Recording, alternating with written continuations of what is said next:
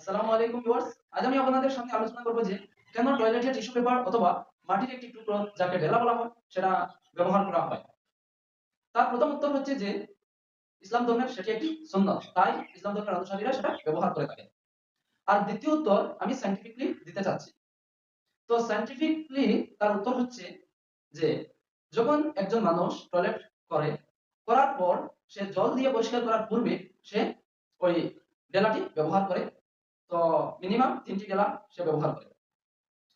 তো তার ব্যবহার করার সায়েন্টিফিক কারণ হচ্ছে যে যদি সে ডেলাটি না ব্যবহার করে জল দিয়ে পরিষ্কার করে নিত, তাহলে ওই জায়গাতে যে মল বা টয়লেট ছিল সেগুলো কি হয়ে যায়? জল পাওয়ার সাথে, সাথে স্প্রেড হয়ে যায়। ওইখানে থাকা বীজাণুগুলো ছড়িয়ে পড়ে। তাই যদি তুমি কি করো? ঢেলা বা টিস্যু পেপারটি দিয়ে মিনিমাম ৩ টি দিয়ে যদি তুমি সেটাকে মুছে নাও, তাহলে ওইখান থেকে বেশিরভাগ মলগুলো কি হয়ে যাবে? পরিষ্কার হয়ে যাবে। যে শেষে যে অবশিষ্টাংশ অংশ থাকবে সেগুলা জল দিয়ে পরিষ্কার করে দিতে হবে। তো দ্বিতীয় একটি প্রশ্ন হচ্ছে যে অনেকেই ভাবেন যে ইসলাম ধর্মের অনুসারীরা যারা ব্যবহার করেন তাদের প্রশ্ন হচ্ছে যে এখন যে আধুনিক যুগে টয়লেট এমন হয়েছে যে হাত না লাগিয়ে কি হচ্ছে যে জল দিয়ে ধুয়ে নেওয়া যাচ্ছে। তখন তারা কি করছে? তারা ডেলাটা ব্যবহার করছে না। আসলে ডেলা ব্যবহারের সেটা বিকল্প নয়। কারণ কি? কারণ হচ্ছে যেটা সায়েন্টিফিক্যালি আমি দেখতে পাচ্ছি সেটা বলছি। কিন্তু আসলে নবীজি সাল্লাল্লাহু আলাইহি ওয়াসাল্লাম যে কথা বলেছেন যে সেটা হচ্ছে সুন্নাত। তো এই যে কথা বলেছেন সেটা হচ্ছে সর্বশ্রেষ্ঠ।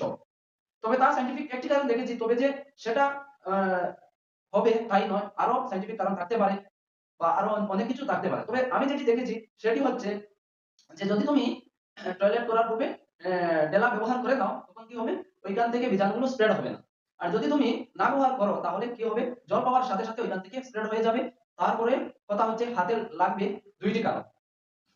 তো যেহেতু যে সময় তুমি কি করবে? মানে হাত না লাগিয়ে জল দিয়ে পরিষ্কার করবে, ঠিক আছে, হাতটা বেঁচে যাবে। হাতে লাগবে না। তবে ওইখান থেকে বীজাণুগুলো কি হবে? স্প্রেড হয়ে যাবে। তাই তোমার কি করা উচিত? যে তোমার ডেলা ব্যবহার করতেই হবে। আর এখানে আরেকটা জিনিস হচ্ছে যে